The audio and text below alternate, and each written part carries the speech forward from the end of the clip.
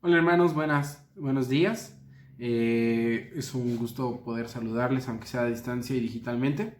Eh, Sé que debo ser breve y conciso en estos espacios, porque de cara a que ustedes me están viendo en una ventana ahí en YouTube, yo sé que abajo pueden tener otro video más interesante o algún otro o otra cosa más importante e interesante que lo que yo pueda decir. Entonces quiero ser conciso. Eh, si tú estás con tu familia, sería bueno que pudieras poner pause ahora en este momento y orar con ellos, abrir tu Biblia y poder estar eh, eh, viendo la Biblia. Sería bueno. Eh, Interesantemente, es un poco frío volver a retomar Apocalipsis y tener que volver a hablar acerca de algo que ya veníamos mirando acerca de la introducción de Apocalipsis, quién la estaba escribiendo y la temática que tenía. Pero mi intención y mi anhelo al día de hoy es que Apocalipsis siga siendo el mismo mensaje pertinente que estaba haciendo para ellos cuando le estaban siendo anunciados en los fines de los tiempos. Curioso e interesante y hasta chistoso podría ser el aprender hoy de Apocalipsis de cara con lo que estamos viendo en nuestro mundo. Si bien es cierto, parece que hay una luz tenue que se comienza a ver en nuestro país específicamente acerca del coronavirus, ¿no? Ya se ha anunciado que habrá una fecha de regreso, que hay un plan para regresar, pero nada es certero. Aún mismo las autoridades hablan de que puede haber un rebrote, de que simplemente es un intento de regreso, pero nada será como antes. Y mi intención al día de hoy es ver qué dice la Biblia de cara a esto, ¿sí? Si tú has perdido, como yo, un poco el hilo de lo que veníamos viendo, puedes ver, ir a Apocalipsis en el capítulo 1, del versículo 12 al versículo 20. Y me gustaría que pudiéramos entender un poquito qué es lo que vamos a ver en las siguientes semanas.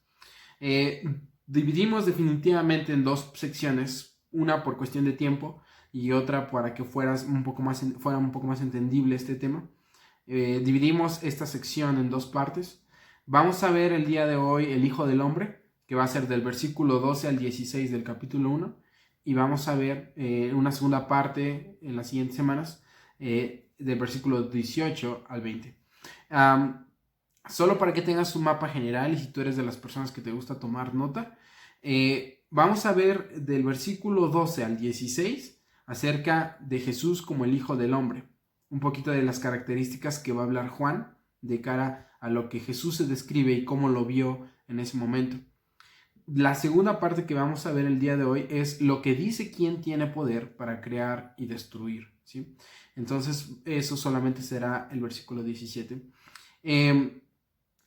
Fíjate que va a ser bien curioso regresar y vernos una vez más. No imagino cómo nos veremos otra vez, ¿sí? Muy probablemente muchos ya subimos de peso otra vez. Parece que teníamos una rutina y ahora que estamos encerrados, pues probablemente podemos subir de peso, podemos bajar de peso, podemos tener el cabello largo porque no podemos ir a cortárnoslo. Va a ser muy curioso cómo nos vamos a ver una vez más cuando regresemos, una vez más, si es que Dios lo permita, a reunirnos en una iglesia local. Eh, y bajo este sentir, ¿sí? Así como de repente va a ser algo extraño, al igual hasta ni siquiera saludarnos, ¿no? Podremos hacerlo. Algo así, una sensación así tuvo Juan al ver a Jesús de nuevo. Si recuerdas Juan, ¿sí? El medio hermano de Jesús, el discípulo que se describía como el discípulo amado por Jesús, está teniendo un lapso de 30 a 40 años en donde no le había visto desde su muerte. Imagínate un poco la escena en donde está Juan. Él le vio crecer, ¿sí? Básicamente muy probablemente como niño. Le vio crecer como joven, vio crecer como era ayudante de su padre, como carpintero. Le vio predicar, ¿sí? Le vio también ser juzgado y crucificado. Y él nos metió las manos para nada, sino se mantenía a la expectativa. Y también vio cómo sus promesas que él hablaba se iban cumpliendo, como en el día del Pentecostés, en Hechos 1, donde dice que iba a enviar un consolador y de repente Juan ve el mismo consolador que era el Espíritu Santo.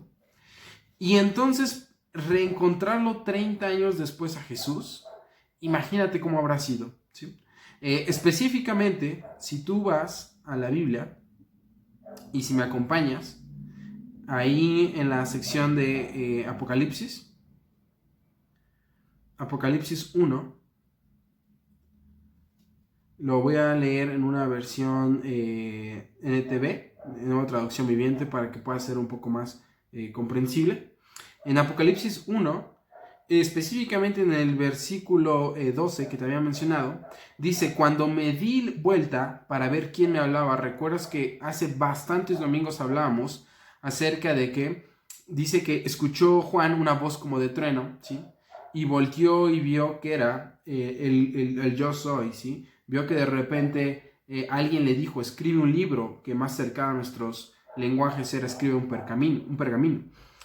Pero en el versículo 2, entonces, la continuación de lo que vimos anteriormente era: cuando me di vuelta para ver quién me hablaba, la persona que le había pedido escribe un libro, vi 7 candelabros de oro, y de pie en medio de los candelabros había alguien semejante al Hijo del Hombre. A partir de este momento, mi hermano, vamos a encontrar diferentes alusiones al Antiguo Testamento, ¿sí? Van a haber cosas que no vamos a entender, como candelabros, como ojos de fuego, ¿sí? Como un rostro radiante, como estrellas, 7 estrellas. Y muy probablemente aquí va a venir la parte más difícil para comenzar a comprender Apocalipsis. Porque si somos sinceros, parece que estamos viendo un X-Men transformado. Estamos viendo una especie de superhéroe que tiene fuego, pero también tiene rayos, pero que lo están cubriendo unas estrellas, y tiene unos candelabros en las manos, y dice que tiene como una cinta de oro. Y entonces, esta persona no es nada parecida a la persona que Juan muy probablemente conoció como hombre en los evangelios. Muy probablemente esta persona también no es nada parecida al Jesús terrenal y frágil que parecía ser en la cruz. Pero entonces el día de hoy lo que me gustaría que nosotros fuéramos tomando de estas partes es mirar un poco qué significa esta vestidura, este outfit que está teniendo Jesús cuando está hablando con Juan, y ver en realidad el significado. Si recuerdas a los inicios de Apocalipsis 1, cuando hablábamos acerca de qué trataba Apocalipsis, recuerda que Apocalipsis trata de revelar a Jesucristo, conocerle más, quitar un velo de conocer una personalidad que no conocíamos de Jesucristo. ¿Por qué? Porque le habíamos conocido como un cordero, le habíamos conocido como un siervo, como el siervo expiatorio, le habíamos conocido como la persona que iba a sufrir por nosotros, un bebé en un pesebre. Pero no le habíamos visto como un rey triunfante que ahora se está revelando en Apocalipsis. Entonces, el día de hoy vamos a verlo como un rey. Ahora, si tú vas entonces al inicio, Apocalipsis comienza a hablar acerca de una túnica, ¿sí? Pero antes de eso, disculpa, comienza a hablar acerca del Hijo del Hombre, ¿sí? La primera vez que si tú has leído los evangelios, sabes que se le dice a Jesús como el Hijo del Hombre. Jesús mismo dice: yo soy el Hijo del Hombre. O a veces él decía, cuando el Hijo del Hombre, refiriéndose a sí mismo en tercera persona. La primera vez que se nombra el Hijo del Hombre es especialmente en Daniel 10. Si tú después tienes tiempo, me gustaría que fueras y lo estudiaras o leyeras un poco. En Daniel 10, en el versículo 7, ¿sí? Comienza a hablar la primera vez acerca del Hijo del Hombre. Dice que vendrá el Hijo del Hombre y sanará a su pueblo. La descripción entonces específicamente confirma que en el Antiguo Testamento se está hablando de alguien que sanará. Pero después Jesús aparece y él dice: yo soy el Hijo del Hombre.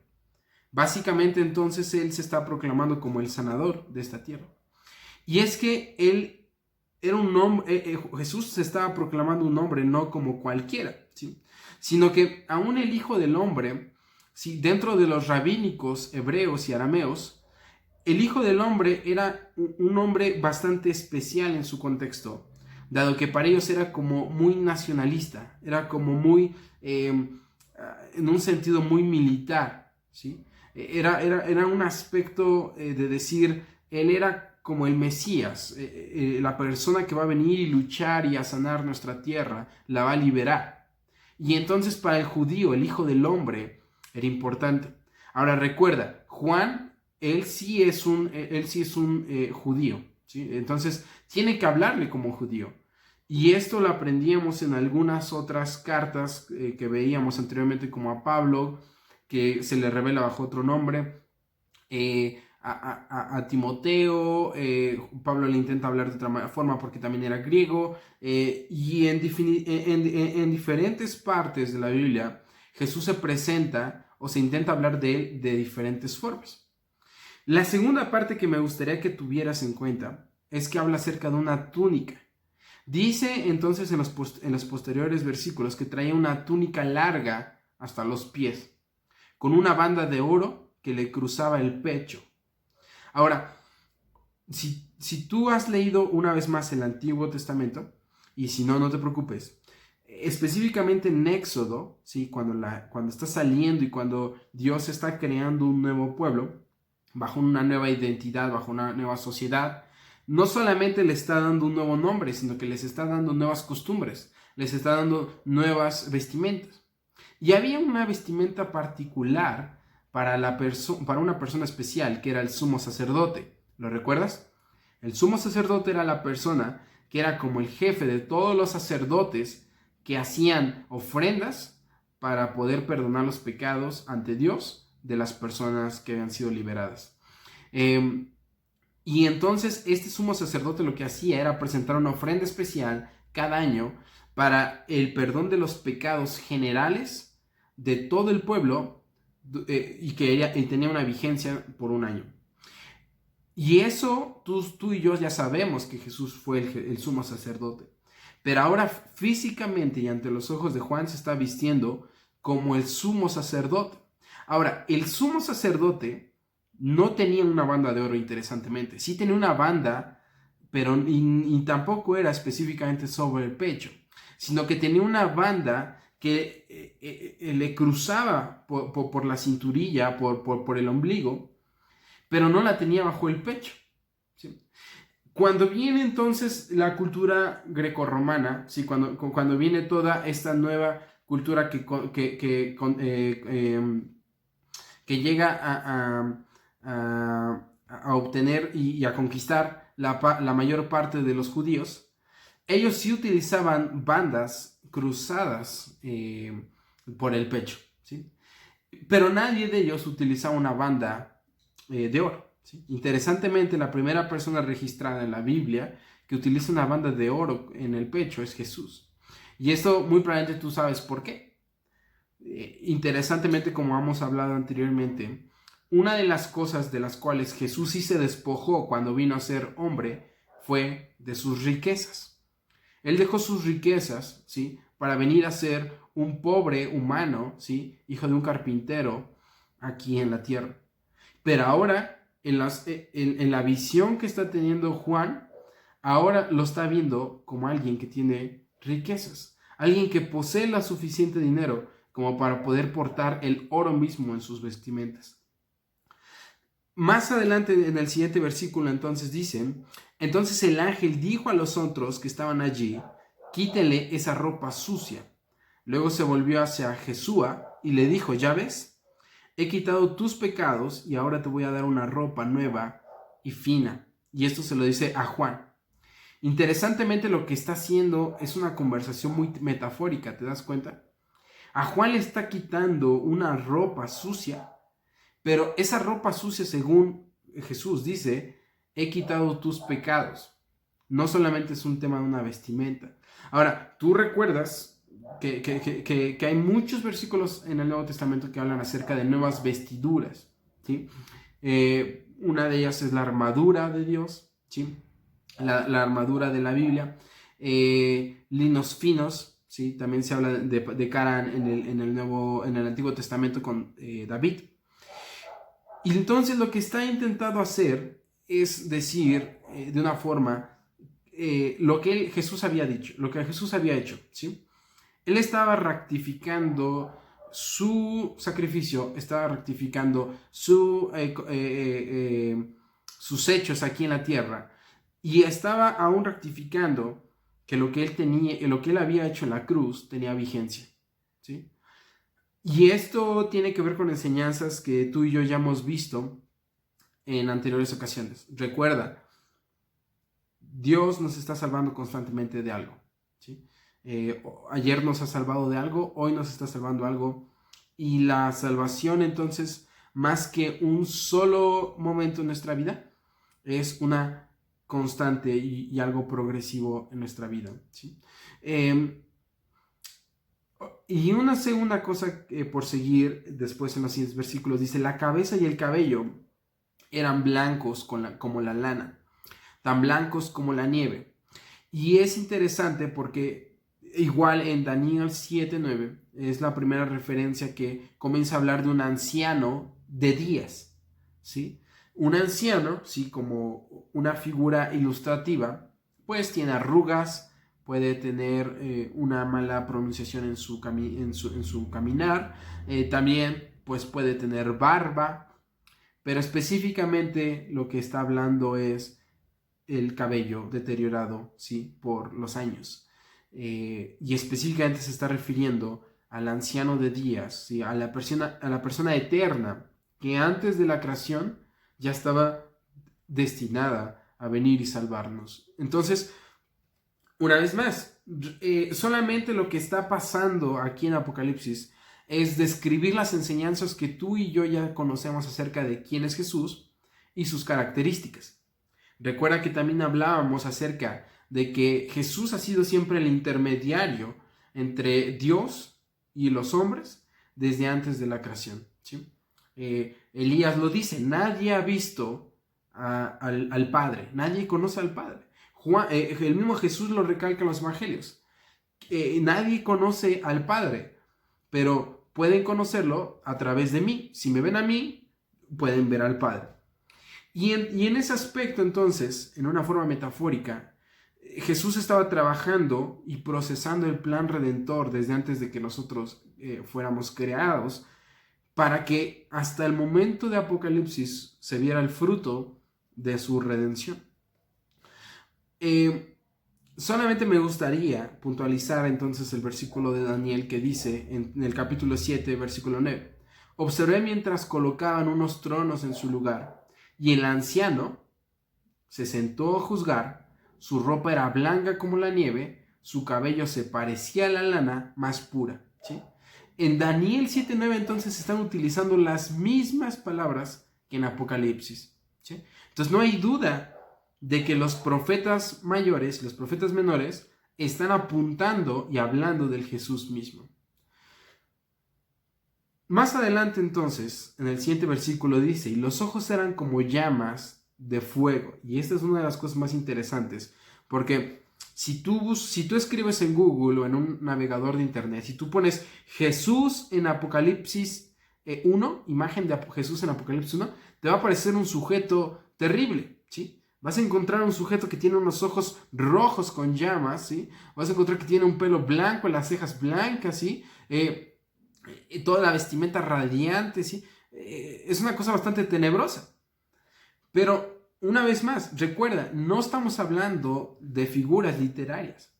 Muy probablemente lo que Juan quiere describir es que Jesús no es ahora sí literal, ¿sí? Sino que está dando a entender la figura de lo que significa cada una de las cosas que él veía, pero no específicamente que sus ojos, él ve con fuego, ¿sí?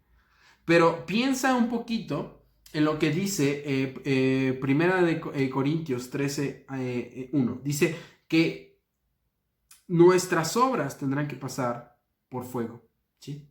Que nuestras obras tienen que ser probadas en esta vida. Y esto tiene que ver con el concepto que también habla en el Evangelio de Juan, en el capítulo 1, versículo 3, donde dice que en él todo lo sostiene y en él todo lo ve. Y esto tiene que ver un poquito más con sus atributos de conocerlo todo, ¿sí? Que no hay en un lugar en donde nos podamos ocultar, en donde nos pueda ver. Que nuestras pruebas, que las cosas que nosotros vemos, que las cosas que nosotros hacemos, Él las ve y las prueba como fuego, ¿sí? Esta analogía, Pablo ya la hablaba en los Corintios, ¿no? Donde dice que hay metales, ¿sí? Como puede ser el oro, que anteriormente para saber que era oro tenía que pasar por el fuego y así saber que estaba, que era oro de verdad, ¿sí? Tenía que ser probado. Después también habla acerca de sus pies. Los pies eran como bronce pulido, refinado en un horno. El vocablo, entonces, aquí, que se está refiriendo al bronce, es un metal. Otra vez el metal. Pero, entonces, ¿qué significa? ¿Que sus pies en realidad eran de bronce? ¿Se refiere al color, al cómo brillan? Porque el bronce en realidad no es el metal que más brilla. Pero el bronce de cara al oro, cuando es una piedra en bruto como metal, es uno de los que más pesa, ¿sí? Y esto tiene que ver entonces con sus pasos, ¿sí? Interesantemente, en los evangelios, como en Mateo capítulo 5, se hablaba acerca de cómo el diablo intenta seducirlo, intenta tentarlo, ¿sí? Y él no cede, lucha, pero no cede aún como humano. Y esto tiene que ver con la firmeza de su carácter y con la firmeza de sus decisiones, ¿sí? Cualquier paso que él da es rígido, es pesado, no es titubeante, ¿sí? Lo que Jesús hace, entonces habla de su personalidad, su persona tiene un carácter de peso, ¿sí? No es cualquier persona que puede ser movida fácilmente, sino que tiene una firmeza suficiente como para no ser movido de sus decisiones, de lo que él hace. Las cosas que él hace y él decide son seguras para él. Y por último, habla específicamente de 3 cosas más. Su voz tronaba o sonaba como potentes olas del mar. Y esto tiene que también ver con el Antiguo Testamento, ¿sí? Ezequiel 43:2 dice lo siguiente: de pronto la gloria de Dios de Israel apareció desde el oriente. El sonido de su venida era como el rugir de aguas tormentosas. Y todo el paisaje resplandeció con su gloria, ¿sí? Algo fuerte.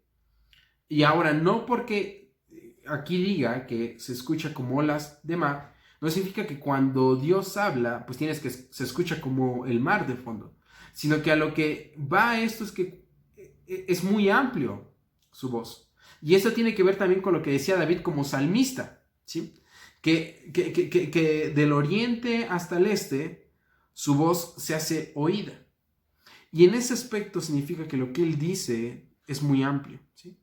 Dios no habla, y específicamente Jesús no habla para ciertas personas, o no habla para un grupo en específico, sino que Dios habla de manera amplia, que todo mundo le escuche, que toda persona que pueda tener el alcance de su voz lo escuche. Pero no, él no anda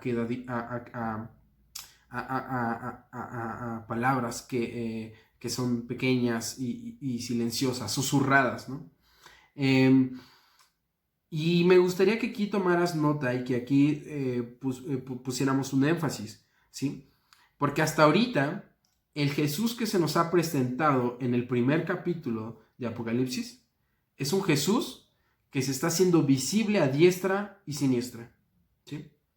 El Jesús que hasta ahorita Juan está viendo no es un Jesús que se puede esconder y que puede simplemente verlo un par de personas, ¿sí? O que es un Jesús secreto. El Jesús que hasta ahora se nos está presentando es un Jesús totalmente expuesto, un Jesús totalmente abierto a que cualquiera lo pueda ver. Desde su voz hasta la luz blanca de su túnica que resplandece. Y esto es importante conocerlo de cara, hermano, a rumores, ¿sí? Que se escuchan de cara a los últimos tiempos. Que Jesús vendrá y nadie lo verá. Que Jesús ya vino y nadie lo vio, ¿sí? Que ha sido captado, pero no se ve totalmente. hermanos, según lo que Juan está viendo, es que cuando Jesús lo podamos ver de cara, será expuesto totalmente. No será invisible, no será en un abrir y cerrar de ojos. Será un Jesús que estamos viendo expuestamente y abiertamente. En su mano derecha, dice el versículo 16, en su mano derecha tenía las 7 estrellas. Y ojo, cuando él se refiere a las estrellas, no la está diciendo como tenía unas 7 estrellas o tenía un par de estrellas, sino específico que tenía las estrellas. Le está dando un nombre importante, algo que denota. No son cualquier estrellas, son las estrellas. Y esto tiene que ver entonces con algunos pasajes que se van a repetir en los siguientes capítulos. Si tú tomas nota una vez más, estas estrellas se van a renombrar en el capítulo 20, también dentro del capítulo 2 y en el capítulo 3. Y se van a hablar de las 7 estrellas.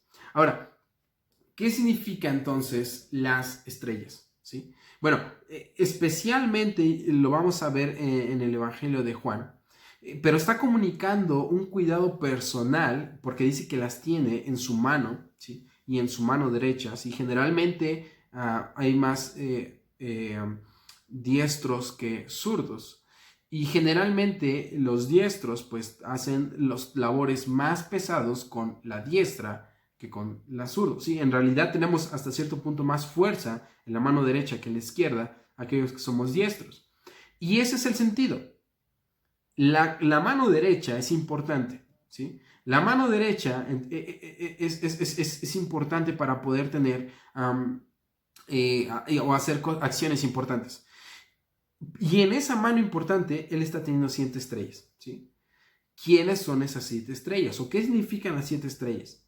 Bueno, observa lo que dice Juan 10, 27 y 29. Mis ovejas oyen mi voz y yo las conozco.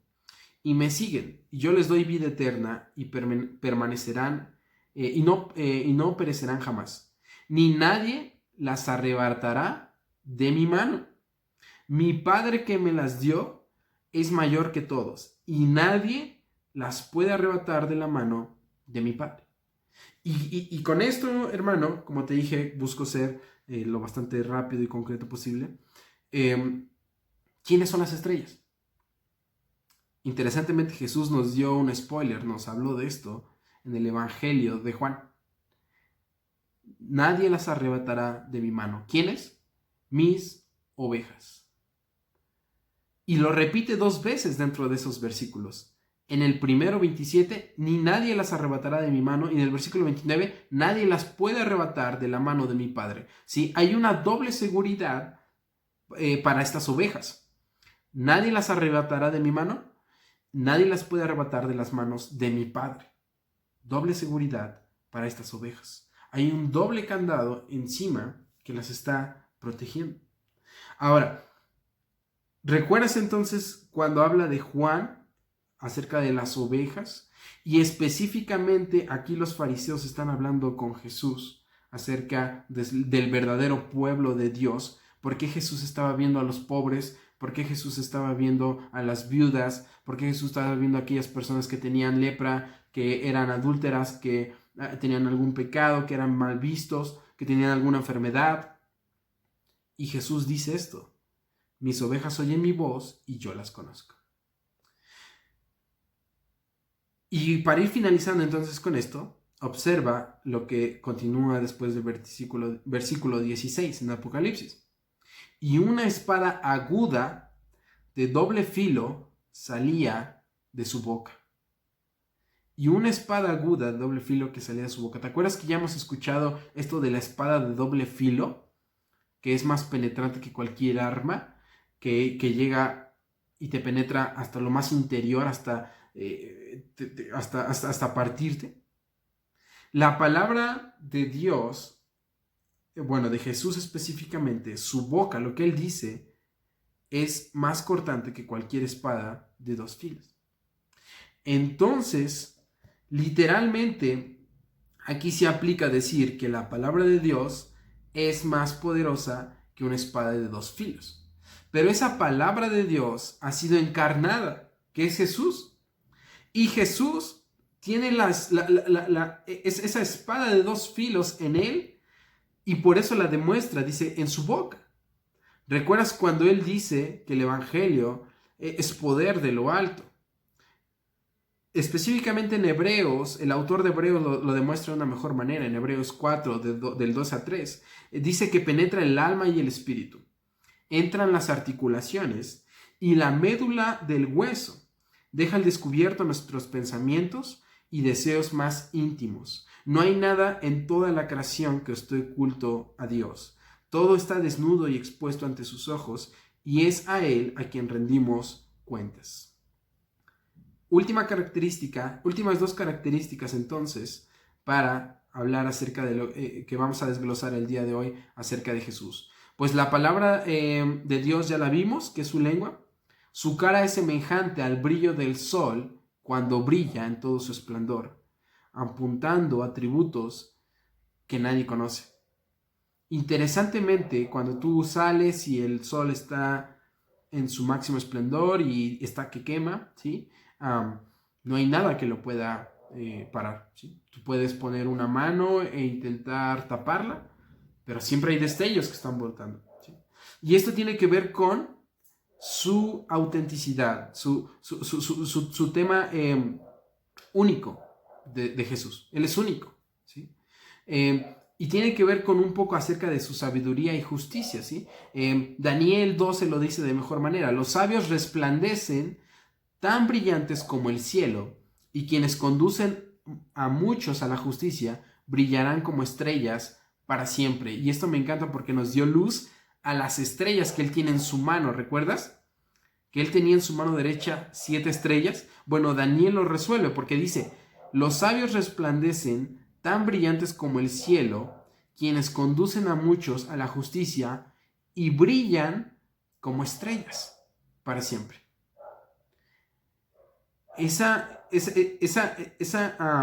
Ese brillo que tienen las estrellas, ¿sí? Procede del sol, ¿sí? O del cielo, así como Jesús está demostrando él como el sol, con un brillo como el sol. También, por ejemplo, Mateo 13:43, Jesús mismo dice esto: entonces los justos brillarán como el sol en el reino de su Padre, que está en el cielo.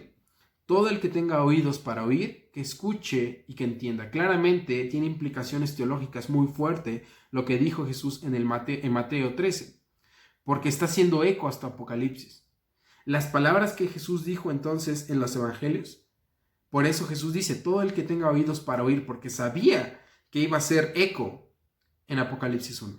Imagínate entonces cuánta sabiduría y justicia tenía Jesús en ese momento, como para saber que lo que él estaba diciendo en ese momento en el Evangelio, 30, 50, 60 años después, iban a hacer eco en Apocalipsis.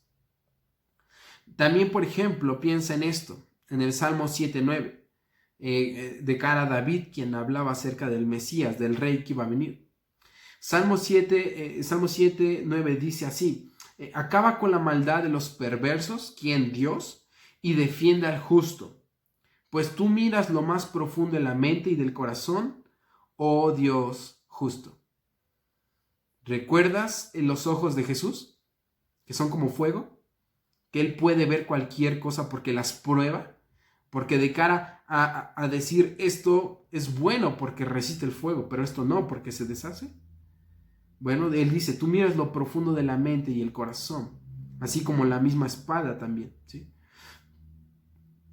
Por último, también observa la enseñanza de Judas 25. Dice: al único y sabio Dios, nuestro Salvador, sea gloria y majestad, imperio y potencia, ahora y por todos los siglos. Amén. ¿Sí?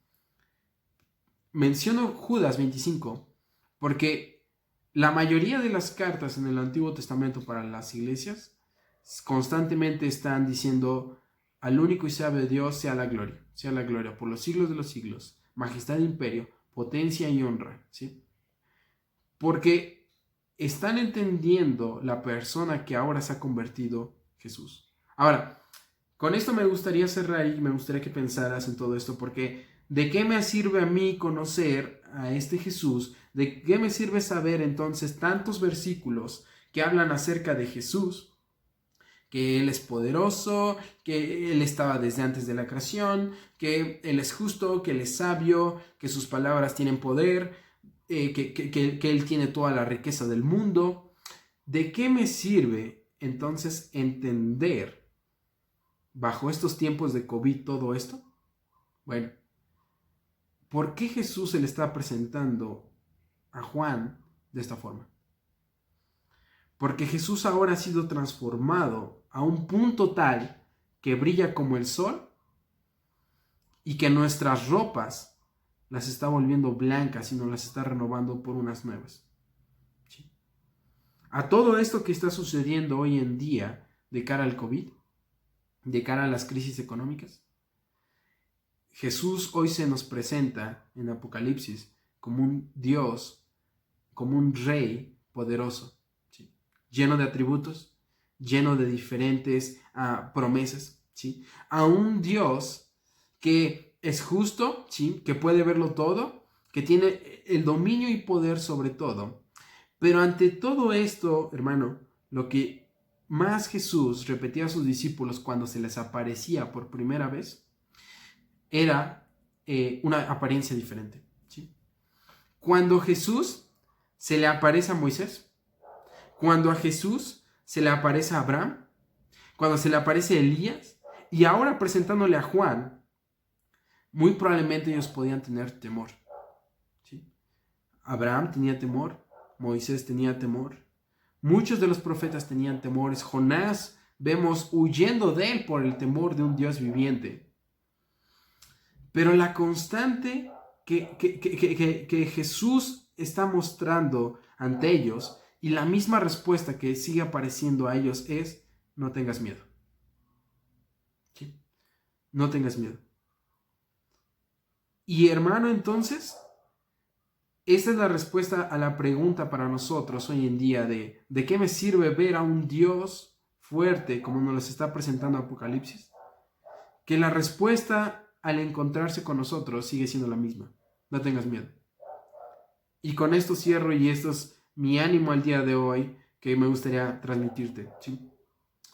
Muchos no tenemos empleo, muchos estamos careciendo de economía, ¿sí? Muchos muy probablemente no vemos cuándo vamos a poder regresar a los empleos. Probablemente tengamos familiares, conocidos, amigos que están enfermos de COVID, ¿sí? Parece que la cosa va en picada, ¿sí? La cosa es tan inestable que no sabemos cómo va a reaccionar esto. Si regresaremos a la normalidad en junio, si regresaremos hasta dentro de 2 años, no sabemos. Si existe temor en nuestros días. Existe temor no solamente en nosotros como cristianos, sino existe temor en las personas que nos rodean, existe temor en el gobierno por un rebrote de COVID. Pero ante eso, mi hermano, se aparece un Jesús en Apocalipsis y dice: no tengas miedo. Mi mensaje y mi ánimo para ti al día de hoy es entender la reacción de Juan cuando él estaba adorando en espíritu y de pronto te encuentras cara a cara con un rey redentor que está mostrando toda su gloria y está básicamente exponiendo todo lo que es. Y nosotros sabemos ahora quién es él, ¿sí? El anciano de días, el Mesías. ¿Y qué implicaciones entonces tendrá eso, saber eso para nuestras vidas? En confiar en que Él está teniendo todo el sumo control de lo que está pasando en nuestros días. En pensar que Dios está sosteniendo, el mismo creador, ¿sí? El mismo que habla, ¿sí? Y sus palabras restruenan como olas del mar y se escuchan y se oídan de un lado a otro, está con nosotros. Así que mi hermano, mi intención al día de hoy es que tú descanses en esto. Dios, el mismo Jesús, Rey glorificado, está con nosotros y se está mostrando de cara a lo que nosotros estamos viviendo hoy, en no temer y no desfallecer en Él. ¿Te parece si oramos juntos en donde estés? Señor, te damos gracias porque tú eres bueno y porque ahora bajo Apocalipsis, estamos siendo revelados de quién eres. Y ahora entendemos que ya tú en nuestros días y en los próximos días que vendrán, ya no vienes más como alguien pobre, Señor, como hijo de carpintero, como alguien menospreciado, Señor, sin impacto y poder en la sociedad, sino que ahora tú vienes y estás hoy en día en el trono como un rey glorificado. Gracias por eso, gracias porque entendemos tantos atributos, Señor, que dice que tú nos estás cuidando en tu mano, que tú tienes todas las riquezas del mundo sobre tu pecho, que tú tienes decisiones firmes y sabes lo que haces, Señor, y tu carácter es firme, que tú todo lo ves, Dios, que tú todo lo conoces, Señor, que tu palabra es firme, Señor, y estruenda. Pero ante eso, Señor, queremos descansar en estos días de crisis y en los que vendrán, en que tú estás con nosotros. Señor, tenemos temor y tenemos ansiedad, tenemos mucha insatisfacción de lo que está sucediendo. Tenemos mucha expectativa, Señor, de que no sabemos si regresaremos a tener una estabilidad económica, si podremos salir adelante, si habrá alimento en nuestro hogar, si habrá economía para los gastos que hay en casa. No lo sabemos, Dios, si existe bastante incertidumbre en nuestro corazón. Señor, no recurrimos, ¿sí?, a un Dios y a un Jesús que está muerto y que ha sido pisoteado eternamente en la cruz, sino estamos recurriendo a ti, Jesús, como el Rey glorioso que te has revelado a Juan. Tú, Señor, que todo lo ves y que todo lo haces y que todo lo sostienes, en tus manos nos encomendamos porque te necesitamos. Hoy más que nunca, Señor, nos estamos acercando a este Rey que ahora conocemos, del cual necesitamos y del cual estamos sedientos. Señor, ayúdanos y sosténnos, por favor. Señor, ayúdanos y danos paciencia y perseverancia. Que tu mensaje, Señor, que de cara a verte cara a cara, ¿sí?, podamos entender que estamos de tu lado.